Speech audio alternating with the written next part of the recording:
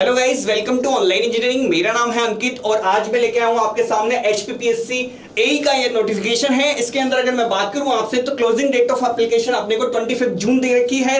तो यहाँ पर मैं जल्दी से हम जान लेते हैं कि क्या क्या यहाँ पर एलिजिबिलिटी है। देखो, अगर आपको एलिजिबिलिटी के लिए यहाँ पर इन्होंने डेट ऑफ डिटरमाइनिंग एलिजिबिलिटी अपने इन्होंने डायरेक्ट बोला हुआ है कि आपकी जो एलिजिबिलिटी है वो आपकी डेट ऑफ क्लोजिंग है, यानी कि आपकी जब एग्जाम फॉर्म क्लोज हो जाएंगे उस डेट तक ही आपकी क्या हो जानी चाहिए, एसेंशियल क्वालिफिकेशन जो है पूरी की पूरी हो जानी चाहिए। अगर इसके बाद में बात करूं आपसे तो यहाँ पर जो जितने भी रिजर्वेशंस वगैरह हैं, जैसे कि SC ST OBC EWS और एक्स सर्विस मैन का, ये सिर्फ हिमाचल प्रदेश के बोनाफाइड रेजिडेंट्स को ही दिया जाएगा, ठीक है। और अदर दिन अगर यदि कोई भी कह दूं, अगर यदि आप आउटर स्टेट के हैं, हिमाचल से आप बिलोंग नहीं करते हैं, तो इस केस में आपसे बोला गया है कि आपको जनरल कैटेगरी का स्टूडेंट मान लिया जाएगा और वहां पर आपको रिजर्वेशन का बेनिफिट जो है आपके यहां से हटा लिया जाएगा। इसके अलावा अगर मैं बात करूं आपसे तो यहां पर आपके पास क्या है कि यहां पर आपके पास यहां पर दे रखा है कि ये आपको ऑफिशियल वेबसाइट दे रखी है। इस वेबसाइट पे आप क्लिक करके वहां पर फॉर्म आप यहां पर फिलअप कर सकते हैं, ठीक है। इसके बाद अगर मैं बात करूं कि आपको वहां पर कौन कौन से डॉक्यूमेंट्स की नीड पड़ेगी, तो आपको मैट्रिकुलेशन सर्टिफिकेट 10th का मांगेगा, वहां पर डिग्री आपको चाहिएगी। इसके अलावा अगर वो अदर एलिजिबिलिटी के लिए अगर आप हिमाचल प्रदेश के हैं तो आपको ये आपको फिलअप करने पड़ेंगे।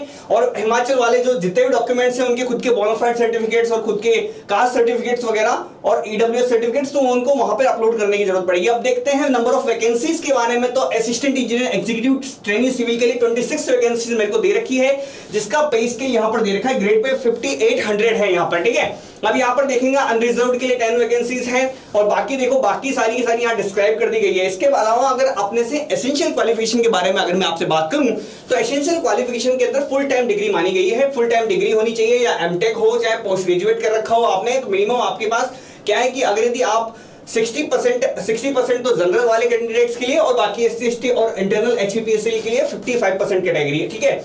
यहां पर इसके अलावा अपने को दे रखा है कि यहां पर इसके अलावा हमें बताया गया है कि यहां पर जो एज है वो एज 18 ईयर्स से लेकर 30 ईयर्स तक की एज दे रखी है, ठीक है।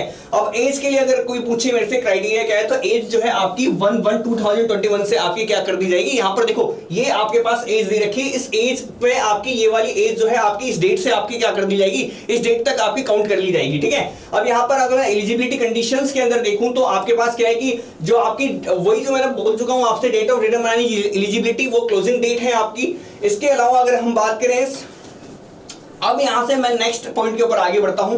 नेक्स्ट पॉइंट के ऊपर मेरे से बोला गया है यहां पर कि एग्जामिनेशन की फीस कितनी है। तो देखो एग्जामिनेशन फीस जो है हमारी 400 रुपीज रखी गई है। किसके लिए? जनरल कैटेगरी स्टूडेंट्स के लिए 100 रुपीज, अगर यदि SC ST के लिए और एक्स सर्विस के लिए कोई फीस नहीं है, ठीक है। यहाँ पर अगर यदि इसके अलावा अगर मैं बात करूं तो यहाँ पर अपने को फीमेल कैंडिडेट्स को यहाँ पर एग्जामिनेट किया गया है, एग्जामिनेशन फीस है।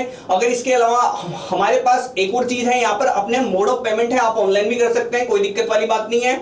इसके अलावा एग्जामिनेशन सिटीज के बारे में बोले तो 3 एग्जामिनेशन सिटीज दे रखी है, धर्मशाला, मंडी और शिमला, ठीक है। इसके अलावा अभी देखो मैं यहाँ पर कट ऑफ वगैरह के बारे में सब डिस्कस करने वाला हूँ, कोई चिंता वाली बात नहीं है। इससे पहले हम सिलेक्शन प्रोसेस जान लेते हैं। सिलेक्शन प्रोसेस के अंदर हमारा बताया गया है कि पहला 2 स्टेज के अंदर आपका होने वाला है। पहला वाला स्टेज हमारा स्क्रीनिंग एग्जाम है, सेकंड मेरा पर्सनालिटी टेस्ट है, ठीक है।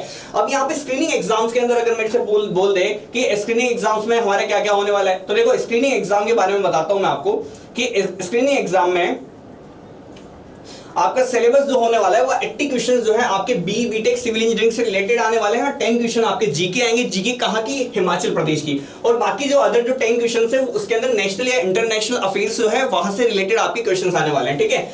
इसके ये तो हो गई मेरी बात। इसके अलावा अगर यदि मैं बात करूं तो हमारा ईच क्वेश्चन है ना वो होगा 1 मार्क्स का, ठीक है। और नेगेटिव मार्किंग इसके अंदर बिल्कुल है जी, बिल्कुल है नेगेटिव मार्किंग 1/4 की है, यानी कि आप 4 क्वेश्चन अगर गलत करते हैं तो आपकी 1 नंबर नेगेटिव हो जाना है, ठीक है। इसके अलावा अगर यदि मैं आपसे बात करूं कट ऑफ के बारे में, तो देखो पिछली जो कट ऑफ है मेरी, यानी लास्ट जो कट ऑफ है मेरी, अगर यदि यहां पर मैं लास्ट कट ऑफ के बारे में बात करूं तो देखो इसके अलावा तो बाकी इंफॉर्मेशन और है, ये आप यहां पर जाके इस पे चेक कर सकते हैं, ठीक है। इस पे जाके आप पूरा नोटिफिकेशन डाउनलोड कर सकते हैं, उसकी कोई दिक्कत वाली बात नहीं है। इसके अलावा अगर यदि मैं यहां पर आपसे कट ऑफ के बारे में बात करता हूं तो कट ऑफ के बारे में आपसे बोला गया है कि कट ऑफ जो है आप कट ऑफ के लिए आपकी जो जनरल कट ऑफ है वो है 40.75। देखो मैं प्रीवियस ईयर की कट ऑफ बता रहा हूँ, यहाँ पर प्रीवियस ईयर में आपकी 40.75 समथिंग कट ऑफ गई थी, वो गई थी जनरल स्टूडेंट्स के लिए। अंग्रेजी जनरल के अलावा मैं बता दूं कि एससी कैटेगरीज वालों के लिए 28 समथिंग गई थी। इसके बाद देखो 2 स्टेजेस में आपका एग्जाम लगेगा।